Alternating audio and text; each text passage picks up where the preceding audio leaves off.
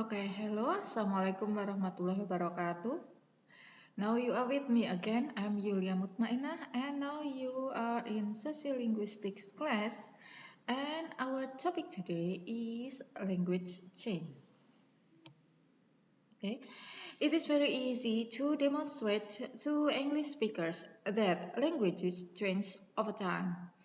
At the point where English spelling became relatively fixed by printing, the printers recorded that the pronunciations current at the time. For example, here, the k in the word knit and knife was not silent, just like what we pronounce now. Yeah, it was uh, it was pronounced with knit and knife.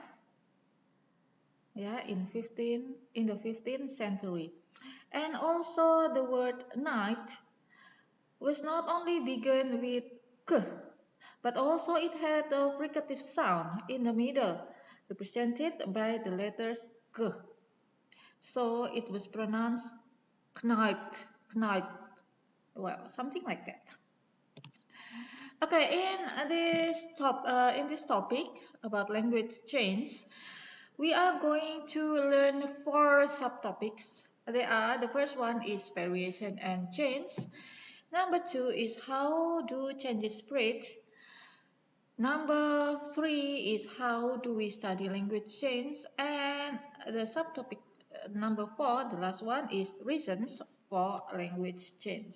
Okay, now we start with the subtopic number one, variations and change. Language change has its origins in spatial or regional and also social variations. The source of change over time is always current variation, so the regional and social variant provide the basis for language change over time. The possibility of a linguistic change exists as soon as a new form develops and begins to be used alongside an existing form.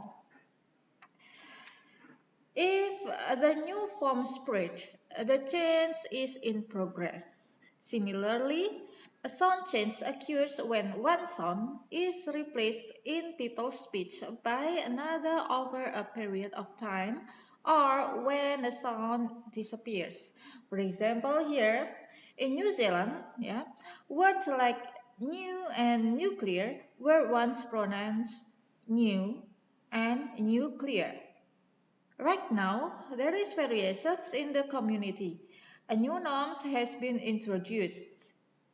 Young people are increasingly using American pronunciations without the new. So that is pronounced new and nuclear. Over time, it seems likely that the pronunciation is in most people's speech, something like what Americans people pronounce. Now, here, after from New Zealand, now we go to England and Wales.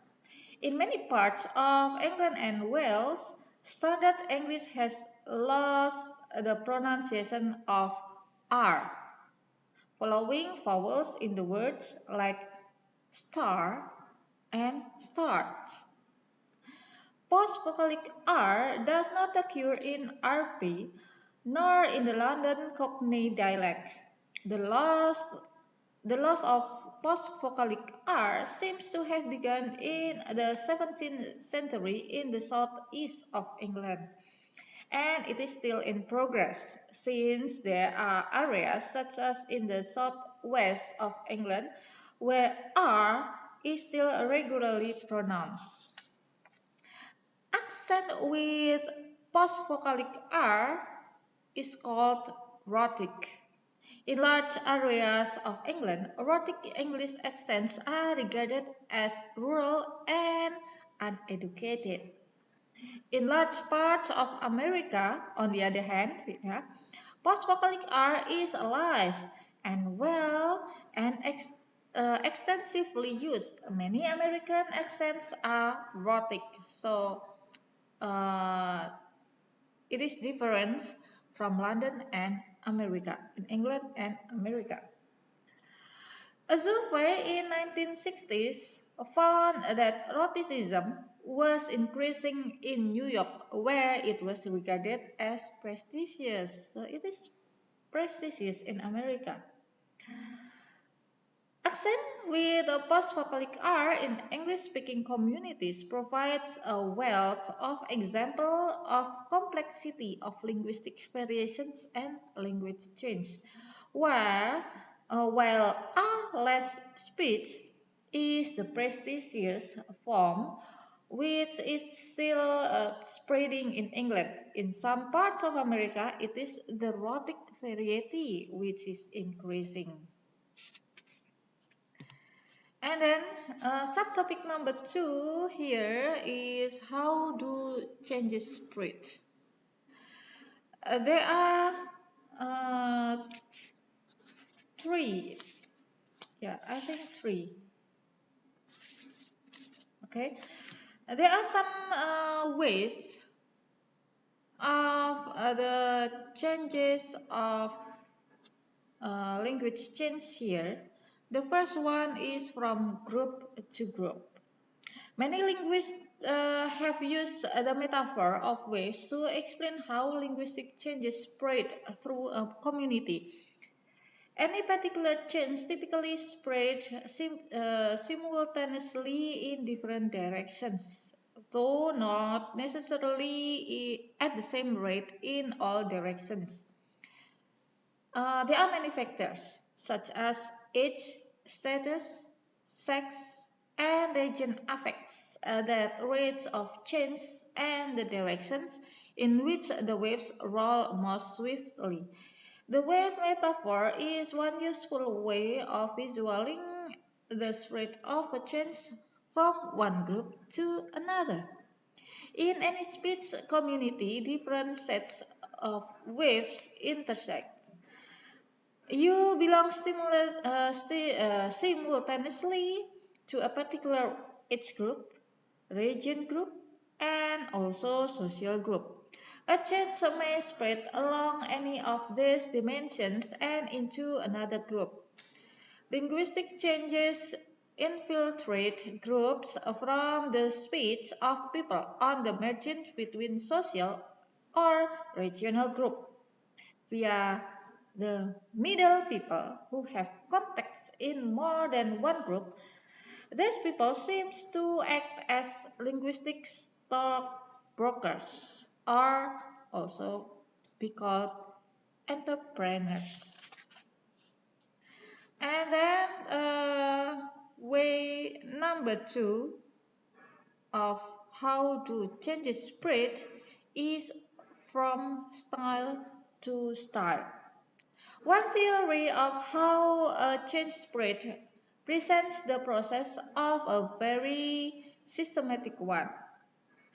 In the spread of a particular individual, it suggests the change spread from one style to another, while at the same time it spreads from one individual to another within a social group or subsequently from one social group to another group. The model here is the spread of prestigious post-vocalic R pronunciation in New York. For instance, first in the most formal style of the young people in the most socially statusful group in the country. Then it would spread to a less formal style for that group, while also spreading to the most formal style of other group, such as to older people's speech, and to the speech of people from a lower social group. The change gradually spread from one style to style from group to group, till eventually, if it goes to completion, everyone uses the new form in all their speech styles. When a change is a precise one, it usually starts at the top of the speech community, in the most formal style of the highest status, and spreads downwards. And then the way number 3 is from word to word. Uh, Sound changes spread through different words one by one, and this is called lexical diffusion. When a sound change begins, all the words with a particular vowel don't change at once in the speech of community.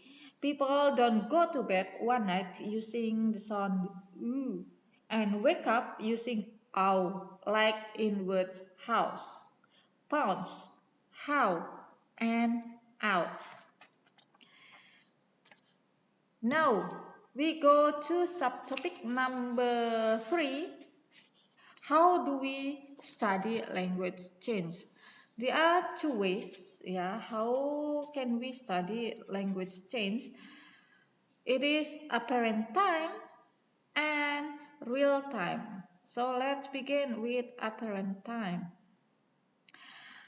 Apparent time, comparing the speech of people from different age groups can be a useful clue then to language change. This has been called the apparent time method of studying change. And then number 2 is the real time.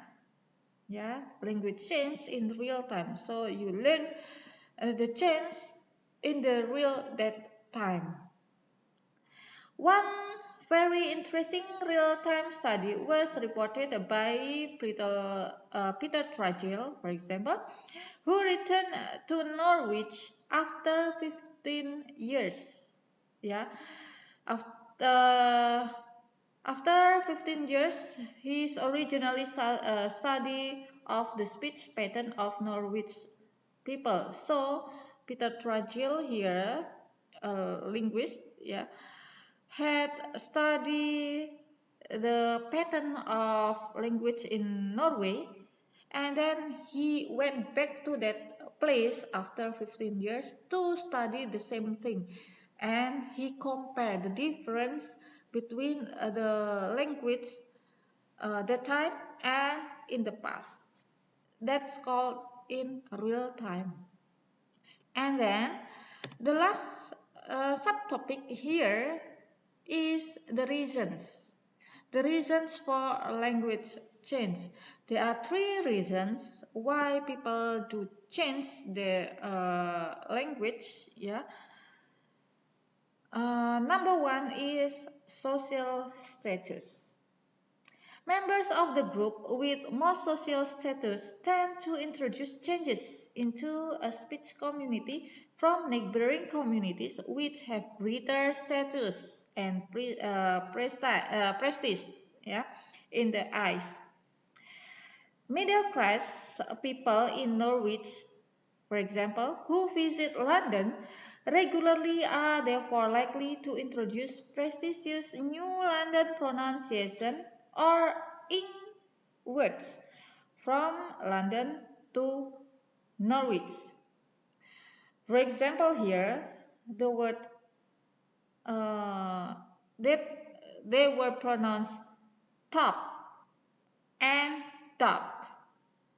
And then they introduced a new one with RP pronunciations, the highest level in English pronunciation. They pronounce top and dog, top and dog, not top and dog, like what they pronounced before. And then reason number 2 is gender. Differences in women's and men's speech, like what we have learned before, are another source of variations which can result in linguistic change. Sometimes it is women who are the innovators leading a linguistic change, and sometimes it is men. In general, women tend to introduce the prestige forms, whereas men, on the other hand, tend to lead changes in the opposite directions, introducing new vernacular forms. And then the reason number 3, the last reason, is interaction. Interaction among people is crucial in channeling linguistic change. Linguistic change in communities with the little interactions with outside words progress slowly. And this is all the material of our topic today about language change. Enough from me. Thank you very much for your attention. See you next time, and Assalamualaikum warahmatullahi wabarakatuh. See ya.